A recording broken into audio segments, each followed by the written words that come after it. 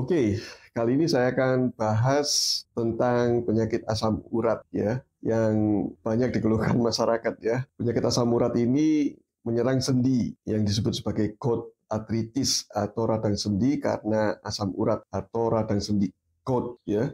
Itu bahasa kerennya ya.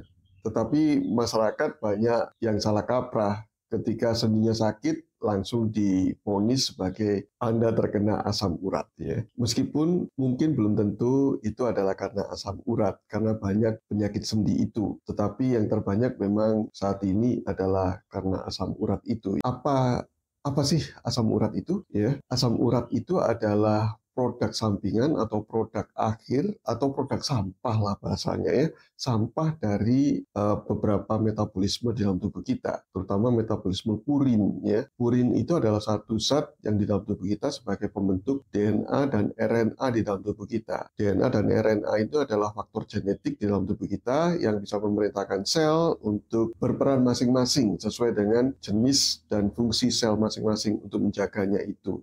Ya. Selain itu, DNA dan RNA ini juga diturunkan kepada generasi kita berikutnya sebagai faktor genetik yang saya katakan tadi itu. Tetapi selain purin sebagai bahan untuk DNA dan RNA, ternyata purin itu juga untuk pembentuk ATP, ADP, AMP.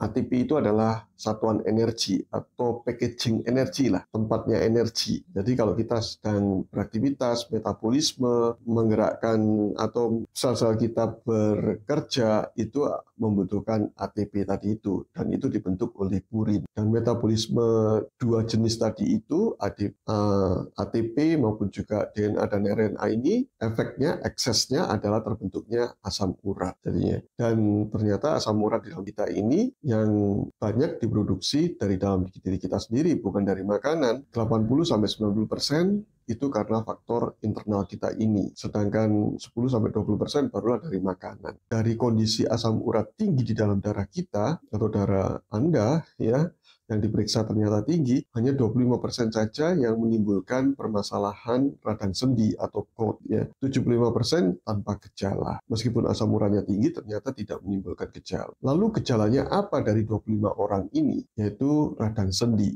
ya, terjadi pembengkakan sendinya. Kemudian kalau dipegang relatif panas dibandingkan dengan bagian tubuh yang lainnya. Kemudian rasa nyeri dari sendi tersebut ya, terutama ketika digerakkan. Nah, itu adalah tanda-tanda dari keradangan sendi ataupun keradangan tempat lain, sebenarnya keradangan secara umum. Dan sendi yang paling sering terserang oleh asam urat atau kristal asam urat ini adalah ibu jari kaki. Oh ya, 25% itu mengalami gejala karena terbentuknya perubahan dari asam urat menjadi kristal asam urat. Itulah yang membedakannya. Terbentuknya kristal asam urat inilah yang menyebabkan persoalan di dalam tubuh kita, terlebih lagi pada sendi kita. Lalu faktor apa saja yang menyebabkan terbentuknya kristal asam urat ini? Yang pertama adalah kondisi dehidrasi, kekurangan cairan, relatif kekurangan cairan. Jika Anda kurang minum dan Anda memang ada faktor-faktor lain yang membuat terbentuknya kristal asam urat ini, maka mudah terbentuklah.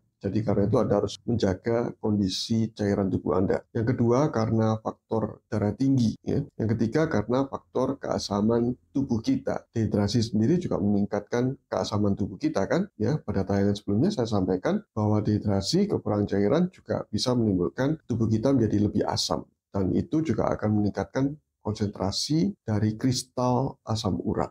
Kekentalan darah kita juga berpengaruh pada terbentuknya kristal asam urat. Jadi faktor-faktor itulah yang berpengaruh bagi terbentuknya kristal asam urat. Lalu mengapa terbentuk atau produksi asam urat atau asam urat kita di dalam darah tinggi ya. Ketika asam urat kita tinggi juga resiko terbentuknya kristal itu ya. Semakin tinggi asam urat di dalam darah kita juga semakin beresiko, meskipun belum pasti hanya 25% tadi itu ya, beresiko meningkatkan terbentuknya kristal asam urat. Ada 3 faktor yang menyebabkan terbentuknya asam urat itu ya. 3 ya. Yang pertama adalah karena makanan ataupun minuman yang masuk ke dalam tubuh kita. Meskipun itu perannya hanya 10-20% saja, tapi itu bisa meningkatkan kadar asam urat di dalam darah kita ya. Makanan apa yang bisa menyumbang terbentuknya asam urat?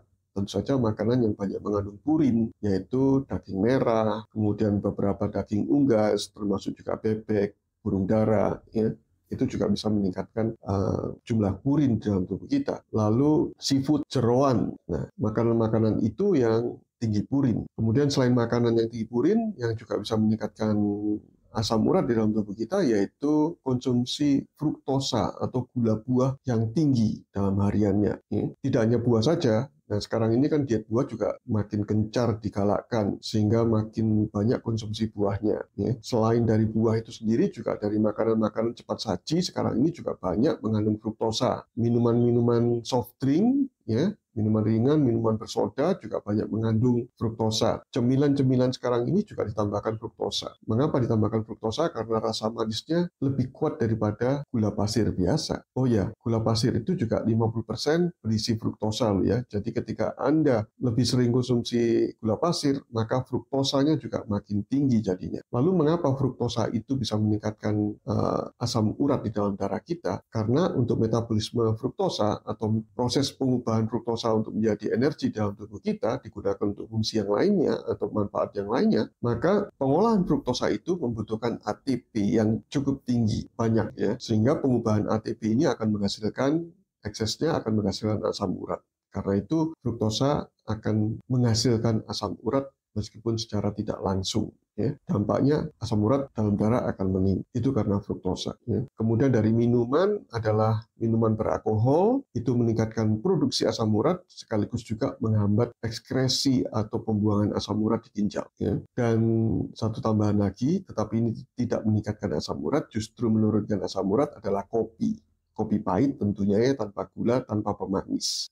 Itu bisa menurunkan asam urat karena menghambat produksi asam urat melalui faktor-faktor tertentu, melalui proses tertentu, yaitu melalui penghambatan enzimnya, dan juga membantu ekskresi atau pembuangan asam urat di ginjal. Nah, itu mengenai makanan. Kadang-kadang orang sudah, atau kebanyakan orang sudah menghindari diet tinggi purin, tetapi masih juga terkena asam urat atau asam uratnya ketika diperiksa melalui laboratorium, asam uratnya juga tinggi. Mengapa demikian? Jawabannya adalah tinggi konsumsi fruktosa. Tanpa disadari, kita banyak makan tinggi fruktosa kan. Nah, itu yang sangat penting sekali. Jadi selain kalau Anda menggabungkan antara diet hewani yang tinggi ditambah dengan diet karbohidrat yang tinggi, itu persoalannya. Termasuk di dalamnya adalah fruktosa.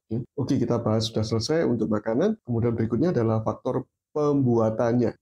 Pembuatannya ini melalui organ liver namanya. Jadi sekali lagi ada 3, makanan, pembuatan, dan pembuangan. Pada proses pembuatannya, organ yang terpenting adalah liver atau hati. Karena itu kesehatan hati sangat penting sekali. Begitu hati terganggu, maka produksi asam urat akan makin tinggi. Nah, Anda bisa simak pada tayangan saya sebelumnya ya, mengenai penyakit fatty liver atau hati yang berlemak, perlemakan hati. Yang saat ini hampir 30% atau lebih dari 30% kira-kira penduduk Indonesia mengalami fatty liver. Jadi cukup banyak orang yang terganggu liver. Mengapa itu? Silakan simak di tayangan sebelumnya ya. Sekali lagi ini bisa meningkatkan produksi asam urat di dalam darah kita. Faktor yang ketiga yaitu faktor pembuangannya. 70% pembuangan itu melalui ginjal, 30% melalui liver. Liver itu produksi dan membuang juga, tapi kapasitasnya untuk pembuangan hanya 30%, yaitu melalui empedu dan akhirnya dibuang melalui tinja kita atau kotoran kita. Sedangkan 70% adalah dipegang oleh ginjal. Jadi sangat penting sekali kesehatan ginjal. Yang jadi persoalan sekarang ini, gangguan ekskresi di ginjal ini dipengaruhi oleh insulin. Kadar insulin di dalam darah kita atau dalam tubuh kita ketika terus meningkat, maka pembuangan asam urat di ginjal juga akan terganggu. Mengapa insulin kita tinggi? Karena konsumsi karbohidrat yang tinggi. Jadi mengapa ginjal kita rusak? Karena konsumsi karbohidrat yang tinggi, termasuk juga karena konsumsi fruktosa yang tinggi tadi itu. Fruktosa kan termasuk karbohidrat ya. Kalau fruktosa malah lebih jahat lagi daripada glukosa, karena dia produksi asam urat dan juga meningkatkan resistensi insulin, sehingga produksinya ditingkatkan. Kemudian alat pembuangannya yaitu ginjal dirusak juga jadinya karena terjadi resistensi insulin. Nah, pembuangan ini terganggu karena sekali lagi karena insulin. Kedua juga karena faktor hipertensi. Darah tinggi juga menghambat pembuangan asam urat melalui ginjal. Lalu kurangnya keasaman di dalam urin juga berpengaruh. Selain itu juga karena faktor dehidrasi, kurang minum juga mengurangi pembuangan dari ginjal kan. Ginjal merasa ada refleks tubuh ini kekurangan cairan, karena itu jangan sampai malah sering kencing, dihambatlah itu. Kencing dihambat, maka pembuangan asam urat pun juga akan terhambat, numpuk di dalam tubuh kita asam uratnya. Kemudian ada faktor obat-obatan juga yang menghambat pembuangan asam urat, yaitu golongan diuretik, furosemid, diasid, itu juga akan menghambat pembuangan dari asam urat. Dua obat ini bisa digunakan untuk penyakit orang yang sakit jantung ataupun darah tinggi. Ya. Kemudian obat yang lain adalah aspirin. Ya. Aspirin dosis kecil, asam salisilik aksik. Ya, itu dosis kecil yang untuk mencegah terbentuknya plak di dalam pembuluh darah kita agar terjadi pembuntuan, justru menghambat pembuangan asam urat. Kecuali dosis tinggi itu bisa membantu pembuangan asam urat. Tetapi untuk terapi antiplatelet, antiplak itu menggunakan dosis kecil. Aspirin yang digunakannya, aspirin atau aspirat dosis kecil, sekitar 80 mg saja. Untuk dosis yang membuang itu, membantu pembuangan, maka aspirat dibutuhkan sampai 500 mg, dosis besar, anti radang juga. Nah, itu yang mempengaruhi pembuangan asam urat melalui ginjal.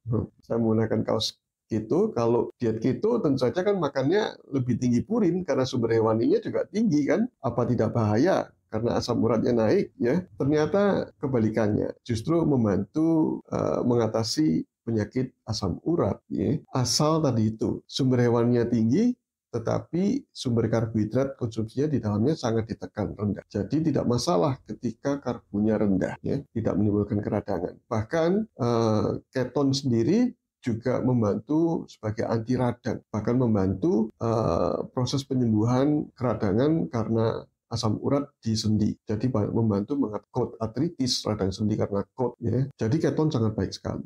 Apalagi didukung dengan intermittent fasting. Puasa itu juga anti keradangan yang sangat baik. Menjaga dua organ tadi itu, hati dan liver, agar berfungsi dengan normal dan juga menjaga agar tetap sehat dan menyehatkan. Jadi ketika dua organ ini sehat, maka asam urat Anda tidak perlu dikhawatirkan lagi. Karena asam urat adalah sampah. Ketika sampahnya tinggi, ya, itu bisa menjadi problem bagi tubuh Anda. Sebagai warning sign bahwa tubuh Anda harus segera diperbaiki melalui pola hidup dan pola makan yang baik. Kurangi karbohidrat sebanyak mungkin, karena itu menjadi sumber masalah ya bagi kesehatan Anda. Demikian seputar asam urat. Semoga bisa menolong Anda, semoga bisa lebih tercerahkan, dan semoga informasi yang saya bagikan ini bermanfaat bagi Anda. Bila bermanfaat, silakan bagikan kepada yang lainnya. Bila ada hal-hal yang mungkin perlu didiskusikan, silakan komen di bawah ini ya. Terima kasih sudah menyaksikannya. Salam sehat dari saya, Dr. Oi. Stay healthy.